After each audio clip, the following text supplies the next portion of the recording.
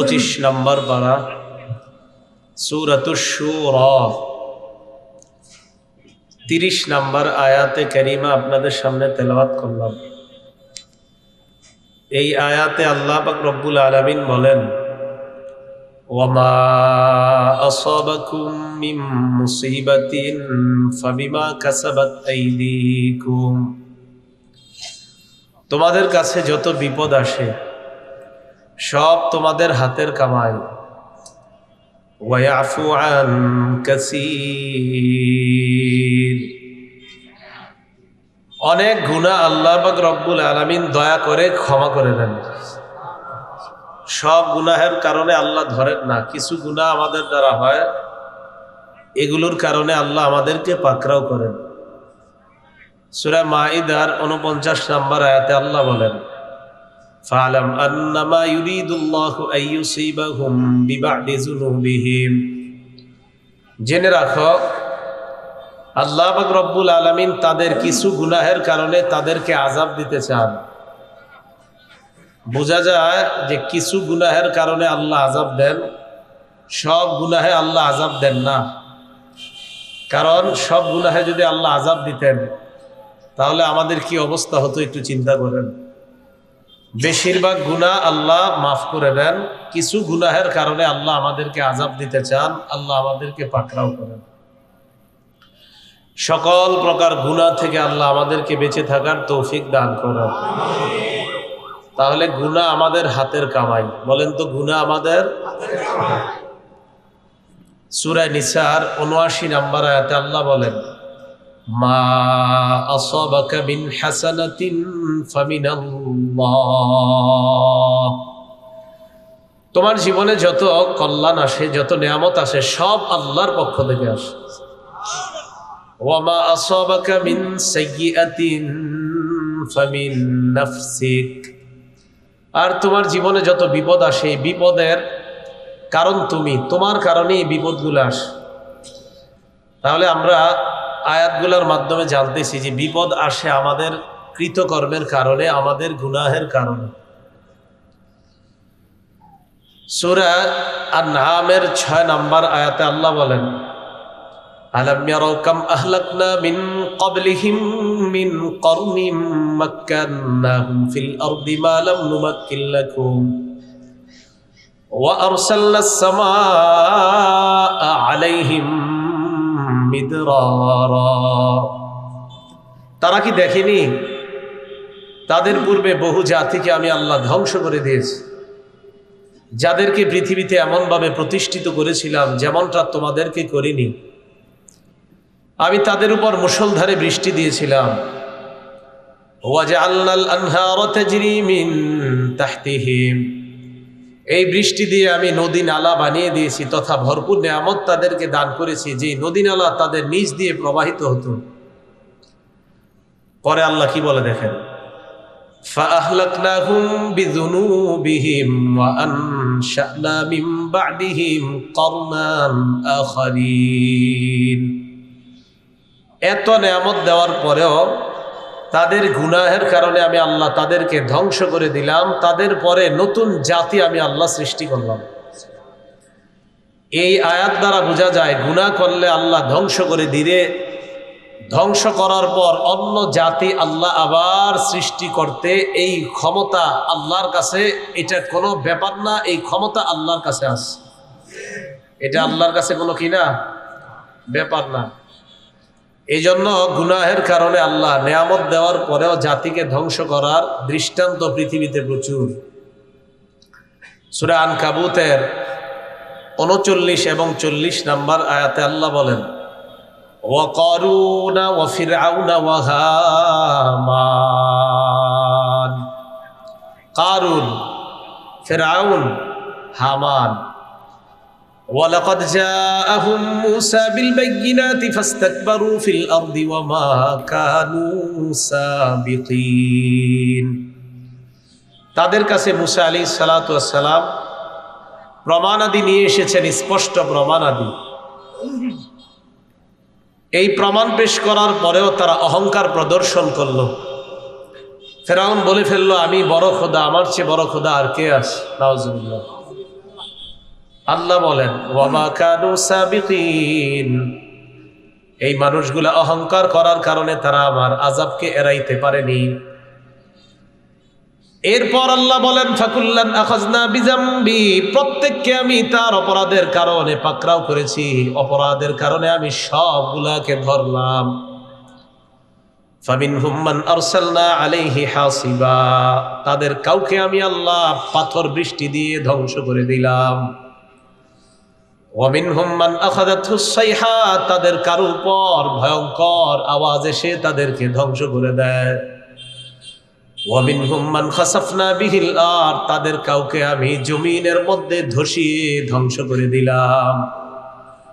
ওয়ামিনহুম মান আগরাকনা, তাদের কাউকে আমি আল্লাহ পানিতে ডুবিয়ে ধ্বংস করে দিলাম। ওয়ামা কানাল্লাহু লিয়াযলিমাহুম, আল্লাহ বলেন আল্লাহ এমন নন যে তাদের উপর জুলুমকারী, আল্লাহ তাদের উপর জুলুমকারী নন। ওয়ালাকিন কানু আনফুসাহুম ইয়াজলিমুন, তারা নিজেরাই নিজেদের উপর জুলুম করেছে। আয়াত দ্বারা বোঝা যায় আবার আপনার অপরাধের কারণে যদি গজব আমাদের উপর আসে, এটা আল্লাহর পক্ষ থেকে জুলুম না, বরং আমরা নিজেরাই নিজেদের উপর জুলুম করলাম। আমরা নিজেরাই নিজেদের উপর, আমাদের গুনাহের কারণে যখন গজব আসে বুঝতে হবে আমরা নিজেরাই নিজেদের উপর জুলুম করেছি। কথাগুলো বোঝার চেষ্টা করবেন, কোরআনের অনেক আয়াতের জবাব হয়ে যাচ্ছে। অনেক সময় আমরা বলি আল্লাহ গজব দেয়, আল্লাহ আযাব দেয়, এখানে আমি কি করব? মানে মনে হয় যে আপনি একদম ভালো মানুষ, এই কারণে গজব আসতেছে, এরকম অনেকে বলে। আয়াতগুলা প্রমাণ করতেছে গজবের কাজ করি আমরা, এই কাজ করার কারণে গজব আসে। এই গজব যে দুনিয়াতে আল্লাহ পাঠায়, এতে আল্লাহ আমাদের উপর একটু জুলুম করেন নাই, বরং আমরা নিজেরাই অপরাধ করার কারণে আমরা নিজেরাই নিজেদের উপর জুলুম করলাম। আল্লাহ তো বলেন আরে বান্দা আমি তো সব অপরাধের কারণে তোমাদেরকে ধরি না, আমি তো বেশিরভাগ মাফ করে দিই, কিছুর জন্য তোমাদেরকে পাকড়াও করি। এই পাকড়াও আমি আল্লাহর পক্ষ থেকে জুলুম না, এটা দোষ তোমাদের, তাই তোমরাই নিজেদের উপর জুলুম করছো। এটা আল্লাহ বলতেছে। মুসলিম শরীফের 2577 নম্বর হাদিসে কুদসির মধ্যে আল্লাহ পাক রব্বুল আলামিন বলেন ইয়া ইবাদি ইন্নী হারামতুজ যুলমা আলা নাফসি, হে বান্দারা আমি আল্লাহ নিজের উপর হারাম করলাম, আমি কারো উপর কখনো জুলুম করি না, কারো উপর জুলুম না করাটা আমি আল্লাহ নিজের উপর হারাম করে নিলাম। আল্লাহ কারো উপর জুলুম করেন না, সামান্য জুলুমও করে না। সূরা আলী ইমরানের 11 নম্বর আয়াতে আল্লাহ বলেন কাদাবি আলি ফিরআউনা ওয়াল্লাযীনা মিন ক্বাবলিহিম কাযযাবু বিআয়াতিনা, যেমন ছিল ফেরাউন সম্প্রদায় এবং তাদের পূর্ববর্তীদের আচরণ, তারা আমার আয়াতগুলাকে অস্বীকার করেছে। বলেন আল্লাহর আয়াত অস্বীকার করা এটা কি ভালো কাজ নাকি অন্যায়? আল্লাহ বলেন ফাআখাযাহুমুল্লাহু বিযুনুবিহিম, আমার আয়াত অস্বীকার করার কারণে আল্লাহ পাক রব্বুল আলামিন তাদের গুনাহের কারণে তাদেরকে পাকড়াও করলেন। বলেন তো আল্লাহর পাকড়াও করাটা এটা কি আল্লাহ কোনো জুলুম করছে? না, তারা অপরাধ করে নিজেরাই জুলুম করছে, নিজেরাই জুলুম করছে। আল্লাহ বলেন যেই মানুষগুলাকে আল্লাহ তাদের অপরাধের কারণে আল্লাহ পাকড়াও করেছে, আল্লাহ আমাদের সকলকে যে কোনো ধরনের ছোট বড় অপরাধ থেকে বাঁচার তৌফিক দান করুন, আমিন। তাহলে এই পর্যন্ত যে আয়াতগুলো শুনলাম এতে বুঝলাম গুনাহ করি আমরা, আমাদের কৃতকর্মের কারণে আযাব আসে। হ্যাঁ, আযাব আসে আল্লাহর হুকুমে। বলেন আযাব আসে কার হুকুমে? আল্লাহর হুকুমে। তাহলে আমি প্রশ্ন করি, আপনারা জবাব দেন, আযাবের কাজ করি কারা? আমরা। আযাব আসে কার হুকুমে? আল্লাহর হুকুমে। সূরা তাগাবুনের 11 নম্বর আয়াতে আল্লাহ বলেন মা আসাবা মিন মুসিবাতিন ইল্লা বিইজনিল্লাহ, যত বিপদ আসে সব আল্লাহর হুকুমে আসে। যত বিপদ আসে সব কার হুকুমে আসে? এই জন্য কেউ যদি আপনাদেরকে বলে বিপদ তো আসে আল্লাহর হুকুমেই, এতে আমি নামাজ পড়লে কি আর না পড়লে কি, সাথে সাথে বলবে না বিপদ আসার কাম করো তুমি, আল্লাহর হুকুমে বিপদ আসে, এটা সাথে সাথে বলে দিবে। হয় নামাজ পড়লে কি আর না পড়লে কি, এরকম ডায়লগ দেয় অনেকে। তো এই ডায়লগের কোনো সুযোগ নাই। অপরাধ আমরা করি, হ্যাঁ কিছু নিরপরাধ মানুষের উপরে গজব আসে। এই গজব আসার কারণ কারা? যারা খারাপ কাজ করে তাদের কারণে গজব আসলে ভালো আর খারাপ সবাই ওই গজবের মধ্যে পড়ে যায়। এখন আসেন, দুনিয়ার সবচাইতে বড় অপরাধ আল্লাহর সাথে শিরিক করা। বলেন কি করা? দুনিয়ার সবচেয়ে বড় অপরাধ আল্লাহর সাথে শিরিক করা। একটা কিতাব আছে নাম মুসনাদে আহমদ।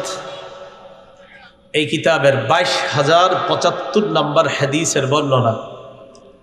হাদিসের বর্ণনাকারী সাহাবীর নাম মুআজ ইবনে জাবাল রাদিয়াল্লাহু তাআলা আনহু।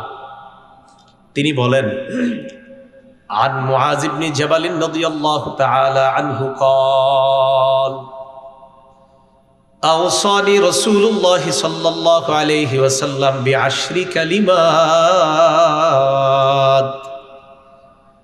মুআজ ইবনে জাবাল রাদিয়াল্লাহু তাআলা আনহু বলেন, আল্লাহর রাসূল আমাকে 10টা বিষয়ে উপদেশ দিয়েছেন। কয়টা? আপনাদের মুখস্থ করতে হবে কিন্তু। 1 নাম্বার, লা তুশরিক বিল্লাহি শাইআন ওয়া ইন কুতিলতা ওয়া হুররিকতা। নবীজি বলেন, তোমাকে যদি হত্যা করা হয়, তোমাকে যদি জ্বালিয়ে দেওয়া হয়, তোমাকে যদি পুড়িয়ে দেওয়া হয়, এরপরেও আল্লাহর সাথে শিরিক করবা না। তোমাকে জ্বালিয়ে দেওয়া হয়, তোমাকে যদি পুড়িয়ে দেওয়া হয়, এরপরও তুমি আল্লাহর সাথে শিরিক করবা না। কোন মুসলমান নাম আব্দুর রহমান, আব্দুর রহিম, এই মুসলমান নামের কাউকে যদি দেখেন যে উনি মনে করে আমার নামটা আব্দুর রহমান, আমি মুসলমান, আমি তো আল্লাহর একজন মুসলিম বান্দা, যদি মনে করে, আর দেখেন যে সে কবরে সিজদা দেয়, মাজারে সিজদা দেয়, হাতে পায়ে ধরে বলবেন, ভাই তুমি মাজারে সিজদা দেওয়াটা এটা আল্লাহর সাথে শিরিক করা। যদিও তোমার নাম আব্দুর রহমান, তুমি জন্মসূত্রে মুসলমান, তোমাকে আমরা মুসলমান বলি, কিন্তু তুমি মাজারে সিজদা দেওয়ার কারণে আল্লাহর সাথে শিরিক করলা। শিরিক যারা করে তাদের পরিচয় হয় মুশরিক। কি হয় পরিচয়? তাহলে বলেন, সিজদা দিব একমাত্র কাকে? আল্লাহকে। এটা বলেন। 1 নাম্বার, লা তুশরিক বিল্লাহি শাইআন ওয়া ইন কুতিলতা ওয়া হুররিকতা। তোমাকে যদি হত্যা করা হয়, জ্বালিয়ে দেওয়া হয়, পুড়িয়ে দেওয়া হয়, এরপরেও তুমি আল্লাহর সাথে শিরিক করবা না। 2 নাম্বার, ওয়ালা তাউক্কাদনা ওয়ালিদাইকা ওয়া ইন আমারাকা আন তাখরুজা মিন আহলিকা ওয়া মালিকা। তোমার মা বাবা যদি তোমাকে হুকুম করে তোমার পরিবার এবং সম্পদ থেকে তুমি বের হয়ে যাও, এরপরেও মা বাবা নাফরমানি করবা না। তোমার মা বাবা যদি তোমাকে পরিবার থেকে, সম্পদ থেকে বের হয়ে যাওয়ার আদেশ করে, এরপরেও তুমি মা বাবার সাথে নাফরমানি করবা না। 3 নাম্বার, ওয়ালা তাতরুকান্না সালাতান মাকতুবাতান মুতাআম্মিদা। ইচ্ছাকৃতভাবে 1 ওয়াক্ত ফরজ নামাজ তুমি ছেড়ে দিবা না। কয় ওয়াক্ত ফরজ নামাজ? ফজর না ফরজ? ফজর না ফরজ? ফরজ। 1 ওয়াক্ত ফরজ। 1 ওয়াক্ত ফরজ নামাজ ইচ্ছাকৃতভাবে ছেড়ে দিবা না। ফাইন্না মান তারাকা সালাতান মাকতুবাতান মুতাআম্মিদান ফাকাদ বারিআত মিনহু জিম্মাতুল্লাহ। 1 ওয়াক্ত ফরজ নামাজ যদি কেউ ইচ্ছাকৃতভাবে ছেড়ে দেয়, তার উপর থেকে আল্লাহর দায়িত্ব সরে যায়, আল্লাহর দায়িত্ব উঠে যায়, আল্লাহর দায়িত্ব মুক্ত হয়ে যায়। ওই বান্দা যা মন চায় তা করুক, আল্লাহ তার দায়িত্ব নিবে না। 1 ওয়াক্ত ফরজ নামাজ যদি ছেড়ে দেয়, বান্দা তোর যা মন চায় তুই তা কর, তুমি কিভাবে 1 ওয়াক্ত ফরজ নামাজ ছেড়ে দিলা? নবীজি বলেন, 1 ওয়াক্ত ফরজ নামাজ ইচ্ছাকৃতভাবে ছেড়ে দিবা না। 4 নাম্বার, ওয়ালা তাশরাবান্না খামরা। মাদক সেবন করবা না, মদ পান করবা না। নবীজি বলেন, ফাইন্নাহু রাসু কুল্লি ফাহিশা। মাদক দ্রব্য গ্রহণ করা, মদ পান করা, মাদক নেওয়া হলো সমস্ত অশ্লীলতার মূল। 5 নাম্বার, ইয়াকা ওয়াল মাসিয়া। আল্লাহর সাথে নাফরমানি করবা না। ফাইন্না বিল মাসিয়াতি হাল্লা সাখাতুল্লাহ। নাফরমানি যত বেড়ে যায়, আল্লাহর ক্রোধ, আল্লাহর গজব তত দুনিয়াতে ধেয়ে আসে। নাফরমানির কারণে আল্লাহর ক্রোধ নাজিল হয়, আল্লাহর গজব নাজিল হয়, আল্লাহর অসন্তুষ্টি নাজিল হয়। নাউজুবিল্লাহ। 6 নাম্বার, ওয়া ইয়াকা ওয়াল ফিরার মিনাজ জাহফি ওয়া ইন হালাকান নাস। যুদ্ধের ময়দানে সবাই যদি মারা যায়, তাও তুমি পলায়ন করবে না। 7 নাম্বার, ওয়া ইযা আসাবান নাস মুতান ওয়া আনতা ফীহিম ফাসবুত। কোন এলাকায় যদি মহামারী দেখা দেয়, ওই এলাকা থেকে মহামারীর ভয়ে পালিয়ে যাবা না, ওই এলাকায় তুমি অবস্থান করবা। বলেন, করোনার সময় কি অন্য এলাকায় যেতে পারছি আমরা? তাহলে আধুনিক বিজ্ঞান, আধুনিক সায়েন্স, বর্তমান ডক্টররা নিয়ম করে দিল আমাদেরকে লকডাউন, এক এলাকার কেউ আরেক এলাকায় যেতে পারবে না, মহামারী কবলিত এলাকার কেউ বাহিরে যেতে পারবে না, বাহিরের কেউ মহামারী কবলিত এলাকায় ঢুকতে পারবে না, এক রাষ্ট্রের মানুষগুলা অন্য রাষ্ট্রে যেতে পারবে না, অন্য রাষ্ট্রের মানুষগুলা মহামারী কবলিত রাষ্ট্রে যেতে পারবে না। আধুনিক বিজ্ঞান, ডাক্তাররা এই নিয়ম করলো আপনার ইদানিং কালে আইসা। আমাদের নবী 1500 বছর আগে এই নিয়ম মুসলমানদেরকে বলে গিয়েছেন। এ গেল 7 নাম্বার। 8 নাম্বার, 8, 9, 10 গার্জিয়ান যারা আছেন ভালো করে শোনেন। 8 নাম্বার, ওয়ানফিক আলা আহলিকা মিন তাওলিকা, তোমার সামর্থ্য অনুযায়ী পরিবারের উপর খরচ করবা। 9 নাম্বার, ওয়ালা তারফা আনহুম আসাকা আদাবা, পরিবারের উপর থেকে শাসনের লাঠি উঠায় নিবা না। পরিবারের উপর শাসনের লাঠি উঠায় নিবা না মানে আপনার বিবি যেন আপনার ব্যাপারে এই কথা বলে, আমার স্বামী আমার দুনিয়ার সমস্ত হালাল চাহিদা পূরণ করার জন্য রাজি আছে, কিন্তু হারাম করার ক্ষেত্রে আমার স্বামী চুল পরিমাণও ছাড় দিবে না। স্ত্রী স্বামীর ক্ষেত্রে যেন এটা বলতে পারে যে আমার স্বামী আল্লাহর নাফরমানি করবো, আমাকে ছাড় দিবে না। ছেলে মেয়েরা যেন বাবার ক্ষেত্রে এটা বলতে পারে যে আমাদের বাবা দুনিয়ার সেরা বাবা, আমাদের বাবা দুনিয়ার সমস্ত হালাল চাহিদাগুলো সাধ্যের মধ্যে পূরণ করার চেষ্টা করে, কিন্তু একক তো নামাজ ছেড়ে দিব তো আমাদের বাবা আমাদের সাথে এমন ভয়ঙ্কর আচরণ করবে যে বাবা তখন এত কঠোর হবে, ওনার চেয়ে কঠোর বাবা আর দুনিয়াতে কেউ হবে না। এটা হলো শাসনের লাঠি। এমন বাবা হবে যেই বাবাকে দেখলেই সন্তান, ছেলে আর মেয়ের মধ্যে অনুভূতি তৈরি হয়ে যায় যে না, নামাজ না পড়লে আব্বা কিন্তু অবস্থা খারাপ করবে। এটা হলো শাসনের লাঠি। শাসনের লাঠি উঠাবা না। শাসনের লাঠিটা কি বুঝে আসছে? আপনি বহুত আদর করেন ছেলে মেয়েকে, কিন্তু নাফরমানি করবে আল্লাহ, এক্ষেত্রে আপনি কঠোর। এটা হলো শাসনের লাঠি। 10 নাম্বার, ওয়া আখিফুম ফিল্লাহি আযজা ওয়া জাল, আল্লাহর ক্ষেত্রে তোমার পরিবারকে তুমি ভয় দেখাও, ছেলে মেয়েটাকে ভয় দেখা, আল্লাহর ভয় তাদের মধ্যে তৈরি করে এইভাবে বড় করেন। এই 10টা উপদেশ রাসূল সাল্লাল্লাহু আলাইহি সাল্লাম মুআয ইবনে জাবাল রাদিয়াল্লাহু তাআলা আনহুকে দিলেন। 1 নাম্বার, তোমাকে জ্বালিয়ে পুড়িয়ে দিয়েও তুমি শিরিক করবা না। 2 নাম্বার, তোমাকে তোমার মা বাবা ঘর থেকে সম্পদ থেকে বের করে দিলেও তাদের নাফরমানি করবা না। 3 নাম্বার, 1 ওয়াক্ত ফরজ নামাজ ইচ্ছাকৃতভাবে ছেড়ে দিবা না। 4 নাম্বার, মাদক সেবন করবা না। 5 নাম্বার, আল্লাহর নাফরমানি করবা না। 6 নাম্বার, যুদ্ধের ময়দান থেকে পলায়ন করবা না।